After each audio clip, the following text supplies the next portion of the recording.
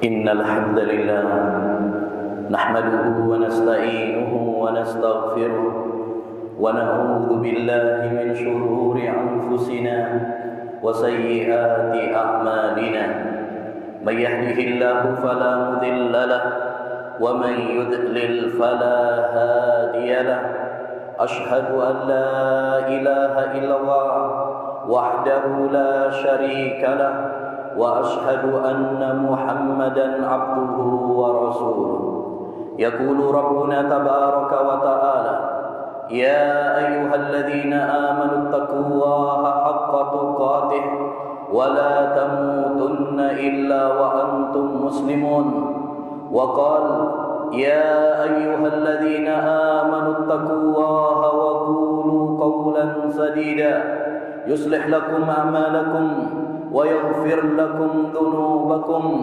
ومن يطع الله ورسوله فقد فاز فوزا عظيما أما بعد فإن أصدق الحديث كتاب الله وخير الهدي هدي محمد صلى الله عليه وسلم وشر الأمور محدثاتها وكل محدثة بدعة وكل بدعة ضلالة وكل ضلالة في النار. Ma'asyiral muslimin, jamaah sidang Jumat yang semoga senantiasa dirahmati dan diberkahi oleh Allah Subhanahu wa taala. Sesungguhnya masjid memiliki kedudukan yang sangat tinggi dalam Al-Qur'an dan sunnah Nabi Muhammad sallallahu alaihi wasallam. Pertama, Allah Subhanahu wa taala menyandarkan masjid kepada namanya yang mulia. Allah berfirman, "Wa annal masajida lillah." Sesungguhnya masjid-masjid itu adalah milik Allah. Dan Allah juga berfirman, "Innama ya'muru masajidallah." Sesungguhnya yang memakmurkan masjid-masjid Allah. Ketika Allah Subhanahu wa taala menyandarkan masjid kepada namanya, maka itu menunjukkan kemuliaan dan pengagungan masjid dalam Islam. Yang kedua, ma'asyiral muslimin, di antara hal yang menunjukkan betapa tingginya kedudukan masjid di dalam Islam, bahwasanya masjid adalah tempat terbaik di muka bumi ini. Sebagaimana kata Nabi alaihi salatu wassalam dalam riwayat Muslim, "Ahabbul biladi ilallahil masajid wa abghadul biladi ilallahil aswaq." Tempat yang paling dicintai oleh Allah Subhanahu wa taala di muka bumi ini adalah masjid-masjid. Karena dia adalah tempat munajat kepada Allah, tempat kita sholat, tempat membaca Al-Quran, tempat berdoa, berzikir, pengajian, dan hal-hal yang lain yang mendekatkan diri kita kepada Allah Subhanahu wa taala. Sedangkan tempat yang paling dibenci oleh Allah, kata Nabi, adalah pasar. Karena di pasar campur baur antara laki dengan perempuan, banyak penipuan, banyak permusuhan, banyak riba, dan lain-lainnya yang dibenci oleh Allah Subhanahu wa taala. Yang ketiga, ma'asyiral muslimin, hal yang menunjukkan tentang betapa tingginya kedudukan masjid di dalam Islam, bahwa masjid adalah tempat yang pertama kali dibangun oleh Nabi sallallahu alaihi wasallam saat datang ke kota Madinah. Kita tahu dalam sejarah bahwa Nabi sallallahu alaihi wasallam pernah melakukan perjalanan hijrah dari kota Mekah ke kota Madinah. Dan apa yang beliau lakukan pertama kali datang ke kota Madinah? Bukan membangun pusat-pusat belanja, bukan membangun mal, pasar, tetapi yang dipikirkan oleh Nabi, program dan proyek pertama Nabi adalah membangun masjid, yaitu Masjid Quba, yang difirmankan oleh Allah Subhanahu wa taala, "La masjidun ussisa 'ala taqwa min awwali yaumin ahaqqu an taquma fihi." Masjid yang dibangun di atas ketakwaan sejak hari pertama engkau hijrah wahai Muhammad, sejak pertama engkau datang ke kota Madinah, itu lebih utama kamu berdiri di dalamnya untuk sholat. Yang keempat, ma'asyiral muslimin, di antara keutamaan masjid di dalam Islam, bahwa masjid adalah rumah untuk orang yang beriman, untuk orang yang bertakwa kepada Allah Subhanahu wa taala. Nabi SAW bersabda dalam hadis yang dihasankan oleh Syekhul Albani dalam Sahihut Targhib dan Targhib, kata Nabi alaihi salatu wassalam, al-masjidu baitu kulli mu'minin taqi takaffala Allahu liman kana al-masjidu baitahu birrauhi warahmati wal jawazi ala sirat ila ridwanillah ilal jannah. Kata Nabi alaihi salatu wassalam, masjid adalah rumah bagi orang-orang yang beriman dan bertakwa. Allah menjamin seorang yang menjadikan masjid sebagai rumahnya, tempat kerinduannya, tempat untuk bermunajat kepada Allah, Allah jamin bahwa dia akan mendapatkan rahmat Allah. Allah jamin dia akan bisa melewati sirat, jembatan kelak di akhirat. Allah Subhanahu wa taala jamin dia mendapatkan keridhaan Allah, dan Allah jamin dia meraih surga Allah Subhanahu wa taala. Ma'asyiral muslimin, jamaah salat Jumat yang semoga dirahmati dan diberkahi oleh Allah Subhanahu wa taala. Jika memang masjid begitu tingginya kedudukannya di dalam agama Islam, maka selayaknya bagi setiap muslim sebagai hamba-hamba Allah Subhanahu wa taala untuk mengagungkan masjid-masjid Allah, untuk memakmurkan masjid-masjid Allah Subhanahu wa taala. Allah Subhanahu wa taala mengasung kita, memerintahkan kepada kita untuk memakmurkan masjid-masjid Allah Subhanahu wa taala. Allah berfirman dalam Al-Qur'an, "Innama ya'muru masajidallah man amana billahi wal yawmil akhir wa aqama as-salah wa ata az-zakah wa lam yahsha illa Allah fa asa ulaika ay yakunu minal muhtadin."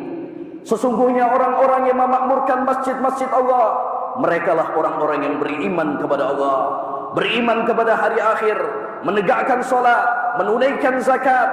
Mereka tidak takut kecuali hanya kepada Allah Subhanahu wa taala. Merekalah orang-orang yang kelak mendapatkan hidayah, petunjuk dari Allah Subhanahu wa taala. Demikian juga Nabi Muhammad SAW memberikan kabar gembira bagi orang-orang yang memakmurkan masjid-masjid Allah Subhanahu wa taala. Dalam hadis yang disahihkan oleh Syekhul Albani rahimahullah, Nabi SAW bersabda, "Innallaha la yunadi yaumal qiyamah aina jirani, aina jirani." Besok Allah Subhanahu wa taala akan memanggil pada hari kiamat di hadapan para makhluknya, mana para tetanggaku, mana para tetanggaku. Dicari oleh Allah, dipanggil oleh Allah Subhanahu wa taala. Faqalatil malaika, lalu malaikat mengatakan, "Wa man yanbaghi an yujawiraka rabbana?" Siapa yang pantas untuk menjadi tetanggamu ya Allah? Siapa yang pantas bersanding mendapatkan kemuliaan ini ya Allah? Faqala Allah, maka Allah Subhanahu wa taala mengatakan, "Aina ummarul masajid?" Mana hamba-hambaku yang dulu ketika di dunia mereka memakmurkan masjid-masjidku? Merekalah yang dicari oleh Allah, merekalah yang dipanggil oleh Allah, merekalah yang dirindukan oleh Allah Subhanahu wa taala kelak di akhirat. Ma'asyiral muslimin, jamaah salat Jumat yang semoga dirahmati oleh Allah Subhanahu wa taala. Para ulama menjelaskan bahwa memakmurkan masjid ada dua bentuk. Yang pertama, kita memakmurkannya dari sisi fisiknya, baik dari sisi pembangunannya, baik dari sisi kebersihannya, baik dari sisi kenyamanannya. Oleh karenanya Nabi SAW memberikan kabar gembira, keutamaan bagi orang-orang yang membangun masjid, berpartisipasi dalam pembangunan masjid. Kata Nabi alaihi salatu wassalam dalam hadis yang mutawatir, "Man bana masjidan lillah, banallahu lahu baitan fil jannah." Barang siapa yang membangun masjid ikhlas karena Allah Subhanahu wa taala, maka Allah Subhanahu wa taala akan bangunkan untuknya istana rumah di surga. Demikian juga di antara bentuk memakmurkan masjid dari sisi fisik adalah menjaga kebersihannya, menjaga kenyamanannya. Oleh karenanya Nabi SAW ketika kehilangan pembersih masjid, seorang wanita budak perempuan hitam yang biasa menyapu masjid. Maka Nabi SAW menanyakan keberadaannya. Mana wanita yang biasa menyapu masjid? Kenapa saya tidak melihatnya? Lalu para sahabat mengatakan, dia telah meninggal dunia wahai Rasulullah di malam hari. Kami enggak enak untuk membangunkanmu. Maka Nabi SAW mengatakan, tunjukkan kepadaku mana kuburannya. Seketika itu Nabi SAW berangkat ke kuburannya bersama beberapa sahabat, lalu mendoakan untuk wanita tersebut yang berprofesi sebagai pembersih masjid. Karena itu adalah tugas yang mulia untuk memakmurkan masjid-masjid Allah Subhanahu wa taala. Menarik, Al-Imam Al-Bukhari rahimahullahu taala disebutkan dalam biografinya bahwa ketika ada seorang muridnya Al-Firabri ingin membuang kotoran di dalam masjid, maka Al-Imam Al-Bukhari rahimahullahu taala menegurnya dan mengatakan, buanglah keluar masjid, jangan di dalam masjid.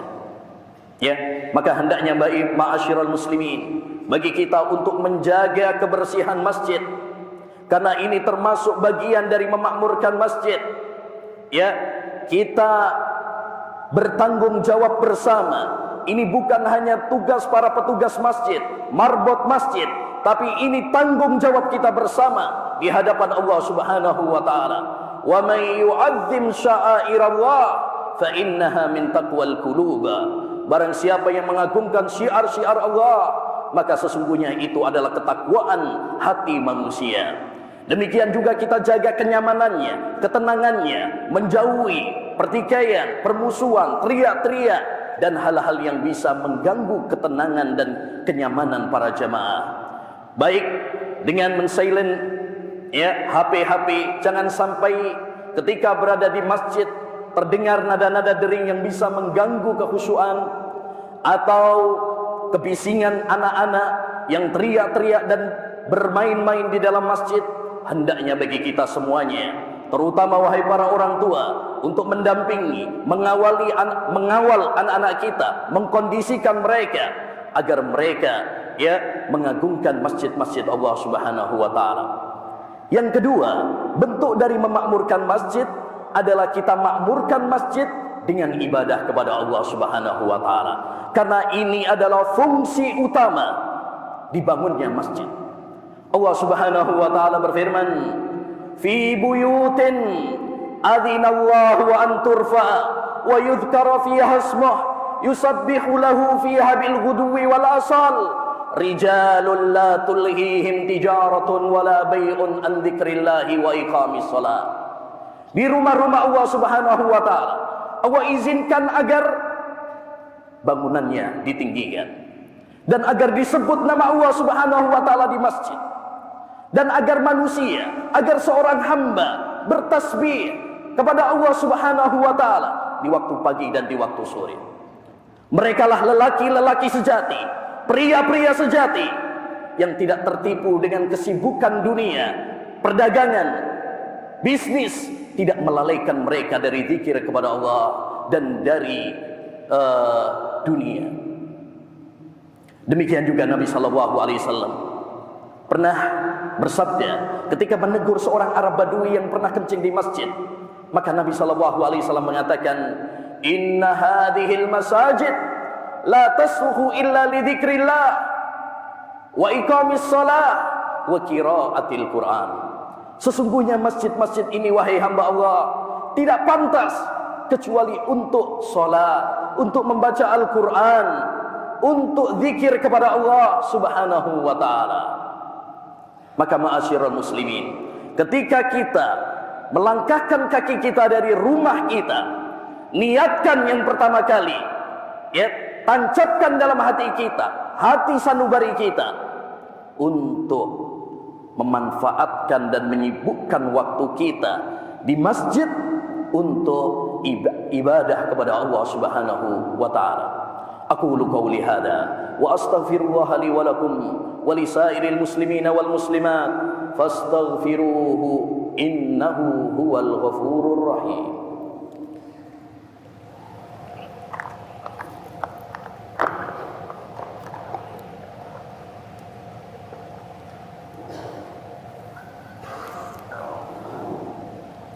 Alhamdulillahi wa kafa. Wassalatu wassalamu ala rasulil huda wa ala alihi wa sahbihi wa man wala. Amma ba'd. Ma'asyiral muslimin, jamaah salat Jumat yang semoga dirahmati oleh Allah Subhanahu wa taala. Menghadiri masjid, dan ketika kita berada di masjid, hendaknya bagi kita untuk memperhatikan beberapa adab yang telah diatur di dalam agama Islam. Pertama, ketika kita berangkat menuju ke masjid, hendaknya meluruskan dan menata niat kita. Kata Nabi alaihi salatu wassalam, "Man kharaja ilal masjidi li syai' fahuwa hadzah." Barang siapa yang keluar ke masjid untuk suatu tujuan, maka itulah bagian yang akan dia dapatkan. Karena setiap amalan tergantung kepada niat. Maka tata niat kita, luruskan niat kita. Ketika kita melangkah ke masjid, untuk apa aku ke masjid? Yang kedua, ma'asyiral muslimin, di antara adab ke masjid, hendaknya bagi kita untuk menjaga penampilan kita, menjaga kebersihan baju kita, badan kita, bau mulut kita, karena kita akan menghadap Allah Subhanahu wa taala. Allah berfirman, "Ya bani Adam, khudhu zinatakum inda kulli masjid." Wahai anak Adam, ambillah perhiasan kalian ketika kalian ke masjid. Dan Nabi sallallahu alaihi wasallam pernah bersabda, "Man akala sum wal basal fala yaqrabanna masjidana, fa innal malaikata tata'adza mimma yata'adza minhu ibnu Adam." Barang siapa yang makan bawang merah, bawang putih mentah, maka janganlah dia mendekati masjid kami. Karena sesungguhnya malaikat terganggu dari apa yang anak Adam terganggu darinya. Artinya para malaikat terganggu dari bau mulut yang tidak sedap, yaitu bawang merah, bawang putih. Padahal bawang merah, bawang putih itu boleh. Tapi kalau kamu ke masjid, bersihkan dulu bau mulutmu, karena engkau mau menghadap Allah Subhanahu wa taala. Lantas bagaimana dengan bau rokok yang lebih dahsyat, lebih parah baunya daripada bawang merah dan bawang putih? Yang ketiga, ma'asyiral muslimin, hendaknya bagi kita ketika ke masjid, ya, hendaknya berwudu terlebih dahulu di rumah. Karena Nabi sallallahu alaihi wasallam bersabda, "Man tatahhara fi baitih, summa masya ila baitin min buyutillah, liyaqdiya faridatan min faraidillah, kanat khatawatuhu ihdahu tahuttu khati'ah wal ukhra tarfa'u darajah." Barang siapa yang berwudu, bersuci di rumahnya, kemudian dia berjalan kaki menuju salah satu rumah dari rumah Allah untuk menunaikan salat, kewajiban dari kewajiban Allah Subhanahu wa taala, maka setiap langkahnya satu langkah menghapus dosa, dan langkah berikutnya mengangkat derajatnya di sisi Allah Subhanahu wa taala. Dan di antara adab ketika kita berangkat ke masjid, hendaknya kita berjalan dengan tenang, tidak berlarian, tidak tergesa-gesa. Kata Nabi alaihi salatu wassalam, "Idza uqimatis shalah fala ta'tuha wa antum tas'aun, wa'tuha wa antum tamshun, alaikum bis sakinah, fama adraktum fasallu, wa ma fatakum fa'atimmu." Apabila kalian mendengar qomat, maka janganlah kalian mendatangi masjid dengan berlarian, tapi datangilah dengan berjalan dengan tenang. Kalau kalian mendapati satu rakaat, artinya tidak ketinggalan, alhamdulillah, sempurnakan. Kalau kalian ketinggalan, tinggal nambahi.